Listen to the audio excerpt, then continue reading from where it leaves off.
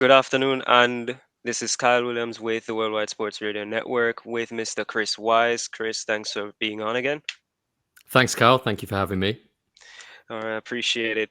Now, we're just going through some quick fire questions. We're talking about the Premier League, about, title race, certain players, etc. But firstly, what I want to get into is how did your journey start as a follower or as a broadcaster into the sport? So I actually started in written journalism when I was about 16 or 17, working for a local newspaper. And from there, I joined a local radio station and I was covering a team called Portsmouth, who you may be aware of because they were in the Pompey. Premier League. Pompey, they're not now, but Yeah. they were a few years ago. So I was covering them from a radio perspective when they won the FA Cup. So that was back in 2008. So I had a few years with them. They qualified for Europe as well. And then from there, I joined the BBC and I went to Swindon to cover Swindon Town for the BBC. And then beyond that, so I had a few years there. So Paolo Di Canio is a name you're probably aware of from his time with From West West Ham Ham. United. Yeah. Yeah.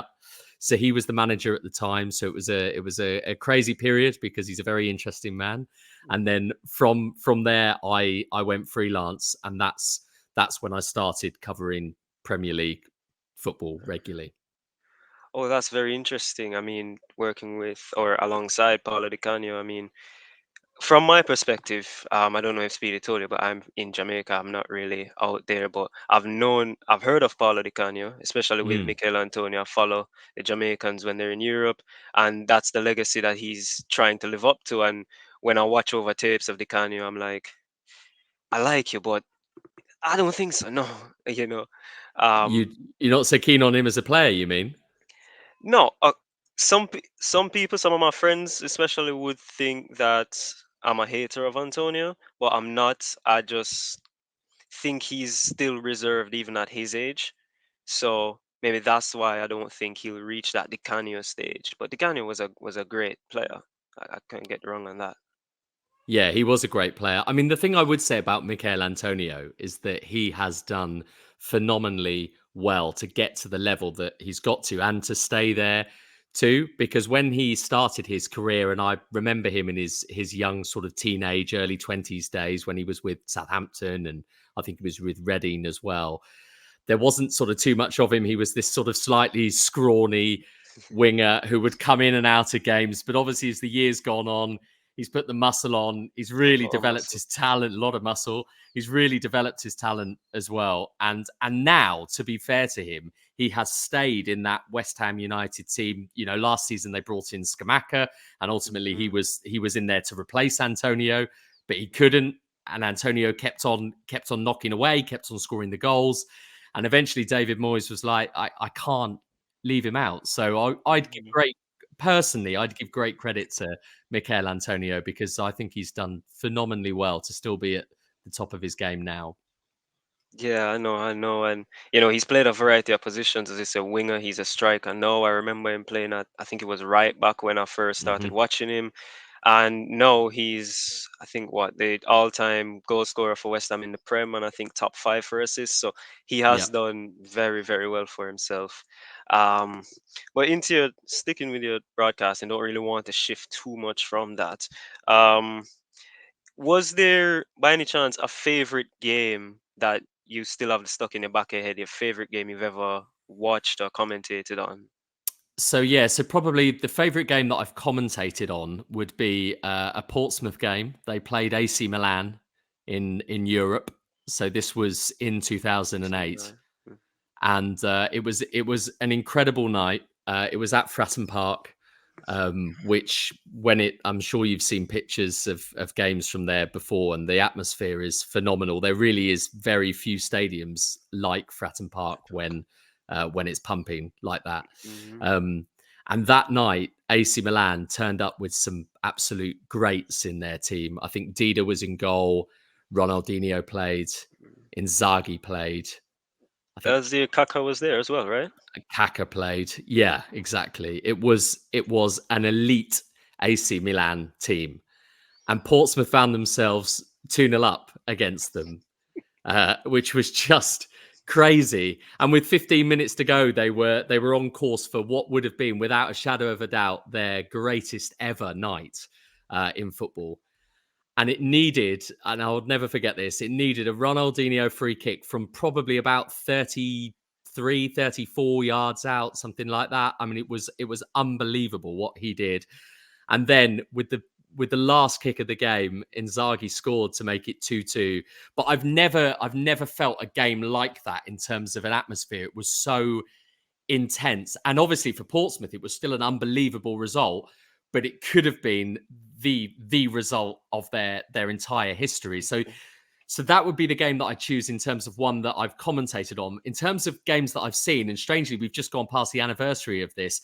5 years ago, I went to Anfield just with a friend of mine who's a Liverpool fan to see Liverpool against Barcelona in the second leg Oh, semi-final Champions League. oh He's a wow. massive Liverpool fan, my friend, and and obviously Barca had beaten them 3-0 in the first leg of the semi-final, and he'd already said to me, "Do you want to go?" And the only reason that I went that night was because I thought it might be the last time that I get to see Messi play. Mm, And other than that, I wouldn't. If it had been anybody else, I probably would have said, "No, that's it. I'm not going. The tie's over. I'm not interested in traveling all the way to Merseyside." mm. Um, but I went with him, and obviously it turned into the most phenomenal tale, a game that you could play 100 times again, and I don't think that would happen. It was just it was a remarkable night. I'm sure you remember it well. Oh no, I remember it. I think against Madrid, this is a United jersey, but my mother, who I live with, is actually a Liverpool fan. Been so since the 80s or early 70s with her, and that game, I mean, I can honestly say I think I went deaf for about 2.5 days. The way she was cheering for Liverpool, and it was a great game. I can put aside my biases and say it was a great game. Origi stepped up. Wijnaldum was very good. Trent on the night as well. It was a very historic game to put it the least. It Mm, was, and obviously they went on and won the in the Champions League as Champions well because League. they beat Tottenham, didn't they, a few weeks later? So, Yeah. yeah, it really was from a Liverpool fan. Like, I'm not a Liverpool fan. Obviously, you're clearly not a Liverpool fan, but it was just this magical night, and to be at Anfield that evening and to hear the roar that was coming from the Cop that night is something that will live with me forever. Yeah. I've always heard the cup was a very energetic atmosphere. That's right. That's true. Yeah, it's an amazing stadium, Anfield. It is. Mm, It's incredible, and that noise, a couple of minutes before kickoff, where everybody in unison is singing "You'll Never you Walk know, no, I Alone." don't. Yeah, it sends shivers down your spine every time I go and I hear that. It still makes the hairs on the back of my neck stand up. Yeah. Yeah, man. But just final thing on your career and how you've built it up, because I I was talking to a friend. He begged me to ask you this question, but he was saying how do you prepare for a match day? Like, because he's very jealous as to how you guys can enunciate the players' names so well. So he wants to know how do you guys prepare and get those names so spot on. Well, obviously, in terms of our prep for the game, it's lengthy. There's a lot of hours that go into the work for one single game, and I think there's a lot of people that think you just turn up and talk. And I can assure you that doesn't happen. None of us do that. Everybody makes sure that they've done their homework. Um, in terms of the players, I mean, I guess you're talking about not just the pronunciation, but the identification as well. It went, Yeah. in the speed of the play, and that does that probably does come with time. There is an element of experience around that, and not just in terms of doing games, but knowing the Premier League inside and out. Hmm. So actually, so you end up looking at players, and actually sometimes even if because obviously some stadiums like West Ham United, for example, you are a long way from the Way away. pitch when you're commentating. There's almost sort of more than half a pitch between you and the start of the pitch, if you see what I mean, from where you're Yeah. commentating from. So what's happening on the far side at London Stadium can often be really difficult to see. So you end up relying on that experience, and actually you're identifying players not because you can necessarily see their face, or even see the number on the back of their shirt. You're identifying them through little tiny nuances, like maybe what boots they're wearing, because you've noted that day what color boots they might have on, or even actually for some players their gait, just the way they move, the way they run. Mm, So ultimately there is a lot of that, because sometimes you don't have the time to check who's on the ball, or indeed you don't see you very rarely see a number in some passages of play. So mhm. you really do need to be spot on in terms of making sure that you have a clear visual in your mind of who's in possession. But there's a lot of homework. A lot of homework goes into those games. And obviously, if it isn't the Premier League and it's a league that you don't do regularly, or if it's a European game, for example, you make sure that you've watched those teams. You've gone on YouTube, you've spun back through old highlights, so you're clear in your mind who is in possession at all times. Yeah. Yeah, I mean, because he has an issue when, especially when United are playing. When Scott McTominay is on the pitch and Hoyland's on the pitch, they're normally in the same boots, they're of the same stature, and he Hmm. just gets confused a lot of times, especially since McTominay does bomb into the box a lot, so it does interfere. So I'm glad you could answer that one as And well. to be fair to your friend as well, Scott McTominay scored pretty much as many goals as Rasmus Højlund has this season. So Exactly. you can understand why the confusion might be there. Yeah, yeah, he has. Um, Speaking of the players on the pitch, though, this season has been, I would say, electric, right? It's been Hmm. very, I mean, I don't want to sound too harsh, but apart from Sheffield United, every team has been very entertaining in regards to the competitiveness. Um, has there been a specific player on this season in the Premier League that has made you say like, "Wow, he's really become better," or "Wow, he's so good"? Yeah, I mean, there's a few, to be honest, that I think have really stepped up to a new level this season. I mean, Phil Foden would be my first player that I put in that category. I saw him play with my own eyes only a couple of weeks ago at Brighton, and honestly, he was head and shoulders above pretty much everybody. Perhaps apart from De Bruyne, who was on a sort of level par with him that night. Um, he has had such an impact on that Manchester City team this season. Um, and I really feel that from an international perspective, with the European Championship this summer, he's a huge plus for England. England to have. And actually, they are flushed with options, really, because if you look at Bellingham this season, has reached levels like never before with Real Madrid.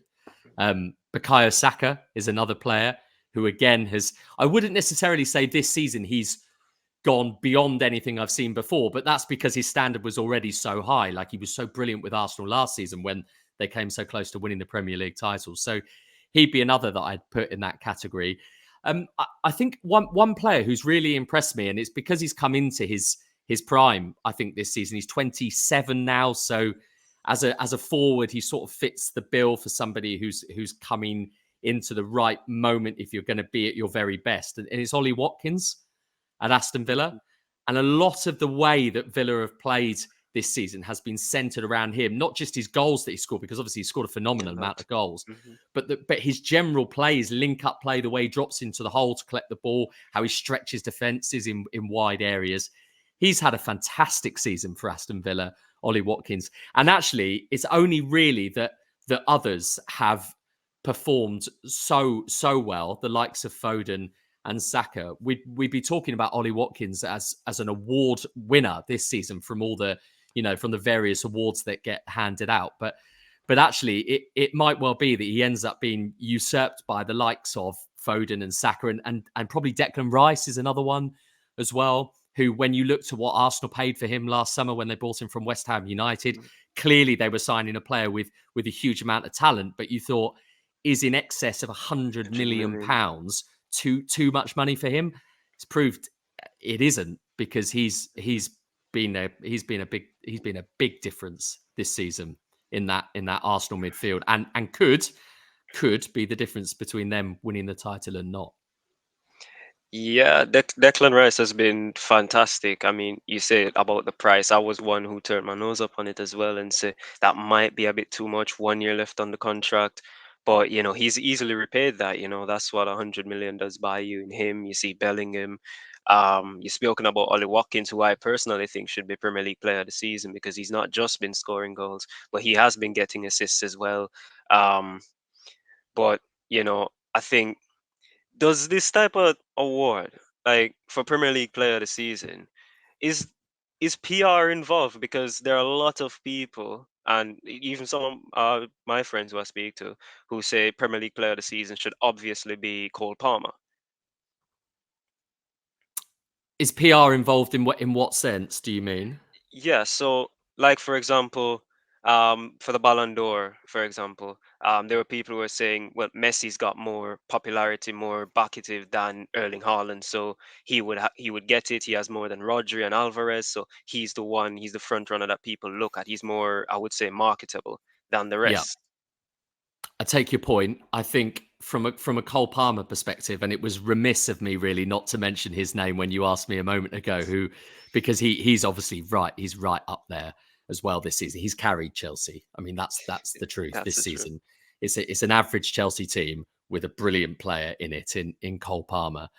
Um, if Cole Palmer had been playing for Manchester City this season, as obviously a former City player, or if he'd moved to Arsenal and had done the same thing as he's done at Chelsea, I would say that there is a stronger case that he could have been named as a Premier League Player of the Season than perhaps if the awards doesn't go his way.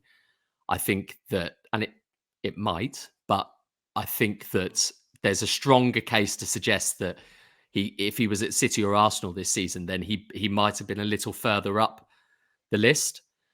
And Hmm. I only think that's based on I don't necessarily think that's based on PR and marketing. I just think it's based on a player in a successful side because often you look at teams who are doing well and the pool of players that you're choosing from when it comes to awards like that are coming from those teams who are successful.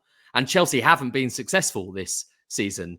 Pop Cole Palmer in the Manchester City team, and suddenly, if he's offering the same thing that he's off as Phil Foden's offered, for example, in terms of returns, then you'd say he'd be right up there. All right, I do get your point because it's like I think it was last season when Ivan Toney scored the second most goals in the Premier League behind Haaland, and he was in a Brentford team that wasn't really doing much. But he wasn't up there. Haaland broke the goal record. Fine, he got it. But I get what you're saying. I understand. Thank you for that one as well. Um, Something that's been a bit troubling, I would say, for fans more than anything else, has been some of the VAR, video assistant referee decisions.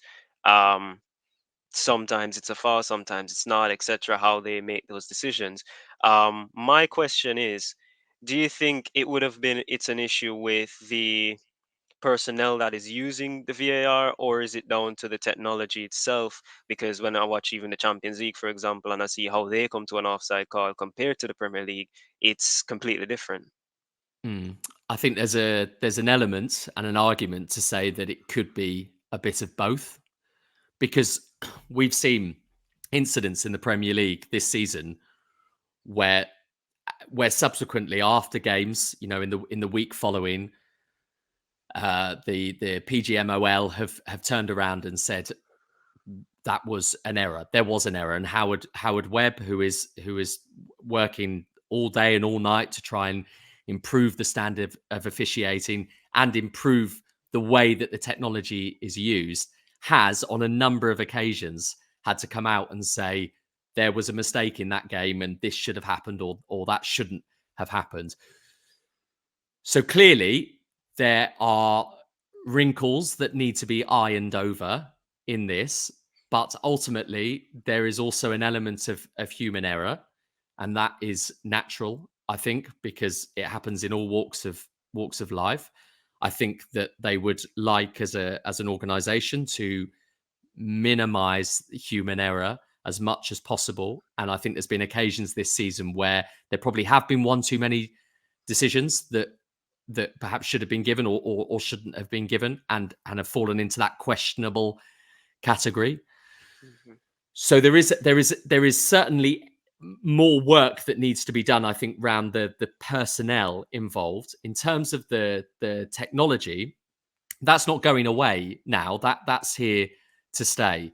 So it's just about fine tuning that, really, and making it as good as possible. I think in the defense of the officials, and particularly those who are out on the pitch, so the referee, Mhm. um, what is being asked of officials these days compared to 10, 15 years ago is so different. And I don't think people sometimes appreciate how tough it is for a referee, because ultimately you are being asked to have an eye like a fighter pilot when you're officiating matches, because you are watching the game. You are watching the game of football. You are watching what's happening around you.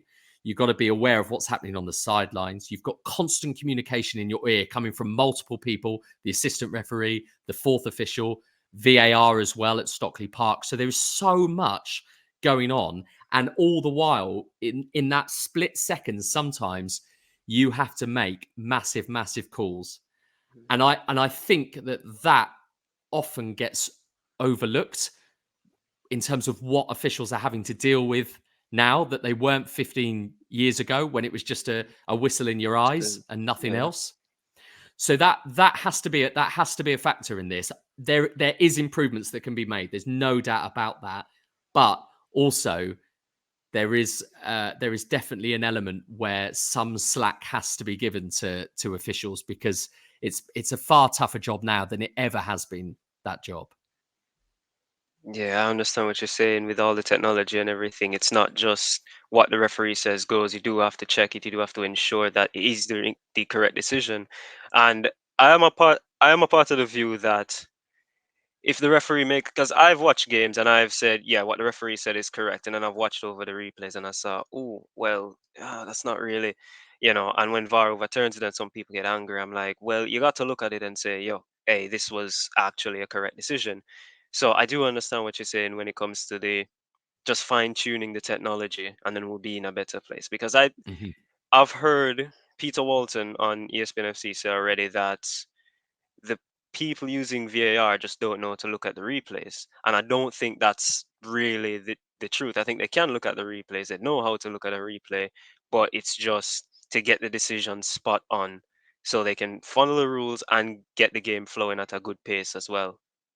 Yeah, and every time, you're absolutely right, and every time there is a questionable decision, or there is an incident where in the days following, Howard Webb comes out and says that was not the right call, you've got to think that then the following weekend, that pressure on those officials, all of them, it just goes Mhm. up a notch. And that's kind of what we've seen this season, is that the more the weeks have rolled on and the more debatable incidents have occurred, it just goes up on the meter just that little bit more, in terms of the pressure that the officials, all of them, are feeling.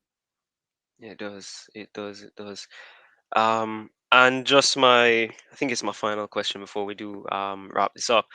PSR, profit and sustainability rules, or FFP, whichever way it does go now. Um, do you have any type of knowledge on that? Because I thought with in terms of revenue, or in terms of the spend, actually, it's a percentage of your revenue, or is that not the case? Is it a different way of determining how much a club can spend in each transfer window at a time? I've got to say, from the legalities of this, I'm absolutely not an expert, and I don't profess to be an expert. What I would say on PSR, from my limited knowledge, is that I think it's important for there to be some sort of control over the finances of every team in the Premier League, to ensure that as much as possible it is a fair and balanced competition. Where I think PSR has fallen down this season, and it is something new. So they're ultimately learning, I guess, as we go with this, Mhm. is that you cannot have a situation like has occurred this season, where you are running up to the final weeks of the campaign and there are certain teams who have been deducted points, Everton, Nottingham Yeah, Forest, Forest. obviously Yeah. more recently, who are not aware of whether any appeal is going to be heard before the end of the season. Mm. And of course, it isn't just Everton or Nottingham Forest that's impacted by this. It's everybody else who is down there. It's Burnley, it's Luton for a couple of weeks. It was Brentford as well. Yeah.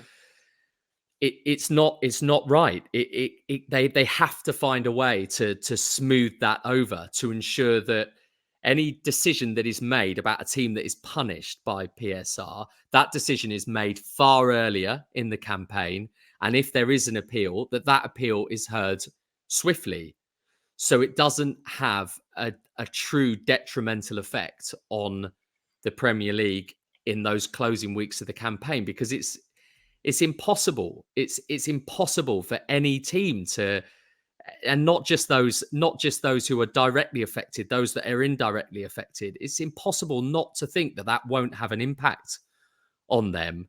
That they won't be thinking, well, how many points do we actually need here? Are more points going to go on to Nottingham Forest? Are less? Are fewer? Is there going to be fewer for us to make up? So it's something that needs to be looked at. I'm sure it's something that will be looked at. There's going to be a lot of lessons learned, I think, from this season. But the unanimous feeling, I would say, is that while the process, in essence, is needed, it has to be quicker, because we cannot have another situation like we've had this season. Yeah, and I mean, can you imagine? We know, we know that Forest have already lost their appeal. But say, for example, that 4 points they've sent in the appeal, they got relegated by 2 points, and Luton stay up, and the FA comes back. Hey, you get back your 4 points. Luton gone down like that. That wouldn't be good for the sport.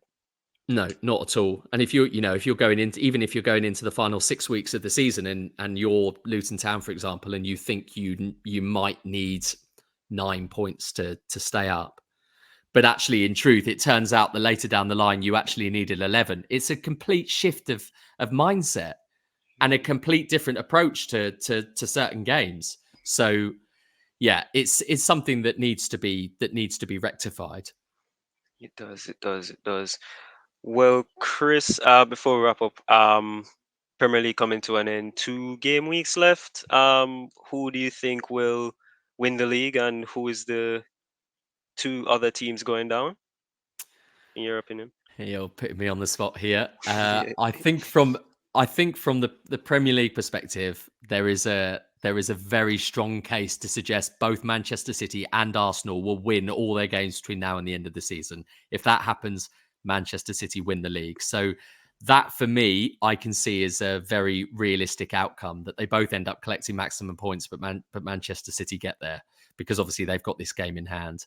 Um, at the bottom, Mm, I think what happened last weekend with Nottingham Forest winning against Sheffield United, and Luton drawing, and Burnley losing, I actually think that probably is going to shape the way that things look now. I don't, if you're to push me on this now as we stand, I don't think that Luton and Burnley from here are going to get out of the bottom three, which is a huge shame for them, because Burnley in recent weeks, up until that big defeat against Newcastle at the weekend, had been resurgent and had looked great, actually. And Vincent Kompany's probably thinking, well, why didn't this happen in October earlier. or November for us? And the same for Luton, with everything that they've had to go through as a football club, with what happened to Tom Lockyer at Bournemouth back at the end of 2023. The fact that financially the club are having to punch way above their weight, and everybody thought that they would be long gone by now in this Premier League season, and yet they have fought with real hunger and character and belief, and actually have won over a lot of supporters, in terms of they've, lots of neutrals now look at Luton Town and think, what a club, I'd love to see them See them stay stay. up. Yeah. But I think Nottingham Forest win against Sheffield United was huge, and obviously they came from behind to win it as well. And actually, I think there's a chance that they beat Chelsea at the weekend. and that ultimately will probably be that. So let's see. I might be wrong, but my feeling is City for the league from here, and Luton and Burnley along with Sheffield United to go down.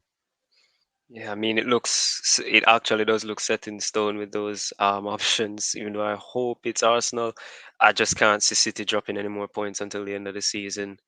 Um, but yeah, thanks again, Chris, for coming on. Really do appreciate it. Um, hope you have a great rest of the evening. Is it night in It is Britain? It's evening after here. 9. Yeah, it is. Yeah, Yeah, yeah. I hope you have a great. You're gonna watch the Bayern Real Madrid game? I am. Yeah, it's just started, so I'm gonna go and pop that on now. Okay. All right. Have a great evening. Thanks Yeah, again. thanks, Carl. You too. Thanks for talking. Yeah. Cheers.